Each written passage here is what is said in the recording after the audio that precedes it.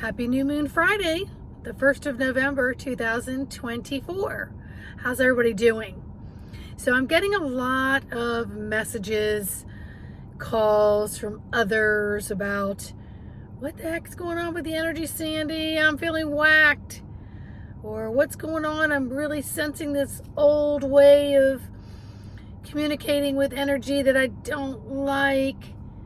I've had people message me, I'm flat on my back, I'm depressed, I'm sad, I feel like I'm getting sick.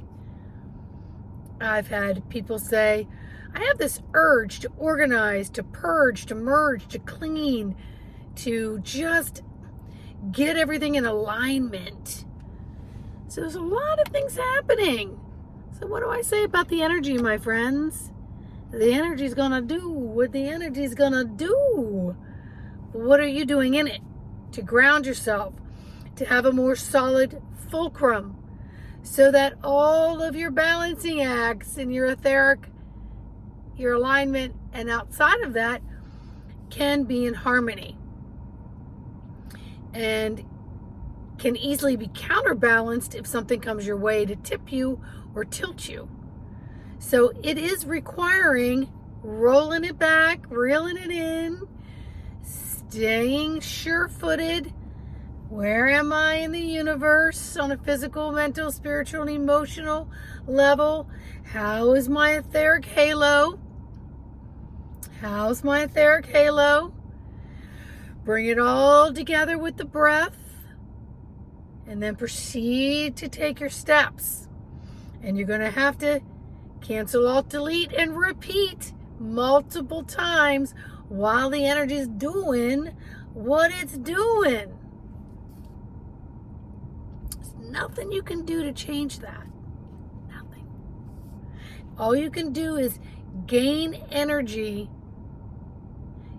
by having the information available to you that you're seeking and that you're listening to understand better, communing with your higher self, communing with your physical self, getting all that into alignment so that you can be the strongest that you can possibly be as you move through the climatory atmosphere and the environment in which you stand. Period. So how are you going to choose to be? It's all on you. Funny story this morning. As I'm walking into it's a retail job that I'm doing. It's in a shopping center. And this woman comes walking up to me in the parking lot. Look over there. It's so-and-so and so-and-so. They're such nice candidates. So I look over and I see a crowd of people around these two particular candidates. And I'm like, oh, okay. She goes, if you haven't voted, they're so nice. You've got to vote for them. I said, well, nice people have horns too. She was like, I said, lots of times they hide them so they can get what they want, give you an impression of who they are. She's like, but they seem so genuine. I said, oh, sure they do. Sure they do. She goes, well, I only want such and such party in the Senate. So that's why I'm going to vote for these people. Oh, I said, well, you know, this isn't a football game where you are a diehard fan no matter what. Because at the end of those seasons or those games, it truly doesn't affect how you shelter, how you feed, how you clothe your family. It doesn't affect that. So it's okay to cross party lines. If the candidate really truly speaks to you and speaks to you not only in this moment and you're believing them and they're moving forward in whatever the term they have, that you feel like they can make a difference for you, don't hesitate to cross party lines. Well, this woman was probably a little older than I was, and she literally shook her head like a dog, like, what? I never even knew I had that option. Why? Because people are programmed that they got to stick with what they know. And again, I did a video the other day. Most people vote the way their parents vote, or they vote the way spouses, depending on which spouse is stronger and whichever. they will conform to what is around them instead of individually saying, you know what, I like this party's candidate, and then I like this party's candidate, and maybe that they're not running for the same thing, but you can cross party lines. There's not a damn thing wrong with that. But many of us are stuck in this icky, sticky, old programming that reeks comfort zone. And I'm telling you, these energies right now are saying, out with the old, out with the old, out with the old. Make space for the new, even if the new is unknown. Make room. Everywhere you go, there you are. Everywhere you go, there you are. If you do not make change or do not want to develop new habits, you will stay stuck in everywhere you go, there you are. So if everywhere you go, there you are, if you are not making changes, you're still the same you of the you in the universe that you were, that may not be working for you. Because some people just don't want to change. They just don't want to make a change. I posted something out on my Facebook today. You know, if you want to create a new habit and have it stick, pick one thing that you can do today and that you'll do again tomorrow and that you'll do again the next day. One small thing. Consistency wins. The other thing I posted out, if you really want someone to understand you, learn to listen to the other people and understanding them.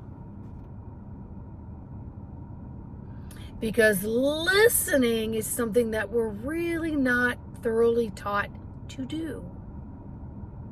We bypass and we do what we see and how we've been raised, and this all becomes part of the program that isn't serving us. So those who are facing, I'm not feeling well, yes, you could be going through an energetic cleanse, but you could have a lot of stuff coming up to the surface that is putting you in that I don't feel so good position. So you have an excuse not to make a change, or maybe your body's asking for rest so that you can actually tune in and listen. So there's a lot of excuse-itis going on. A lot of it. Ask yourself, why am I feeling this way? What is perpetrating some of the things that I'm experiencing? Maybe, why is it do I feel the need that I've got to start to organize? Why is it that I feel the need that I need to mask with not feeling well? Is not feeling well mimicking an old pattern? What is it? Is it this, I got to do 10 and 2, got to do 10 and 2, busy, busy, busy, also keeping you from listening? So if there's something you could do today on this new moon and the first of the month,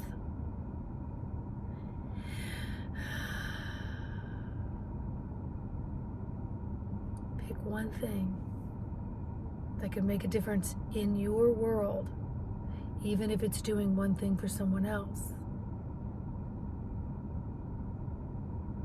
Check in with your feeling meters. Check in with your spidey senses, which is your etheric dome, your halo of very sacred energy that lets you know where you are in the universe. And that energetic dome filters energy into the physical, into the mental, to the emotional. All of it is critically important because you're just one big giant cell with the nucleus and the mitochondria. So tune in, tap in, ask yourself, and don't hesitate to cancel, alt, delete, repeat, repeat, repeat. There's nothing wrong with that. Just say, oh man, thank you for catching myself. Thank you. Thank you. I was going to be diligent about that today. Let me reel it back in. Let me solidify it with my breath. Let me get my nervous system cranked down just a little bit so that my other systems can harmonize and create their own harmonics and their own rhythmic abilities to talk and commune with each other, making for a happier, harmonious cascade of hormones and flow within each system of the physical body and each cell within the physical system of that within the demographics of all this. Yeah. So you do you. Ask yourself, what is it that I'm actually doing, and why is it I'm feeling compelled to be this way or that way? Is it an old program coming up to be released? What is it teaching me? What is it telling me? Listen in, tune in. If you need any help on this journey, I'm an embodiment coach, a breath coach, hypnosis, past life regression, blah, blah, blah, blah, blah. I'm just a friend that can help. And I keep it very affordable so that I can help, not break the bank. So if you need a team player, you need a coach elbow to elbow, email me, info@embodimentofthesoul.com. If I can help refer you out to someone that might source in a better way to help you, I'll do that too. All right? So much love. November 1st, 2024. Like, subscribe, and share. Leave me comments. See you guys on the next video. Bye.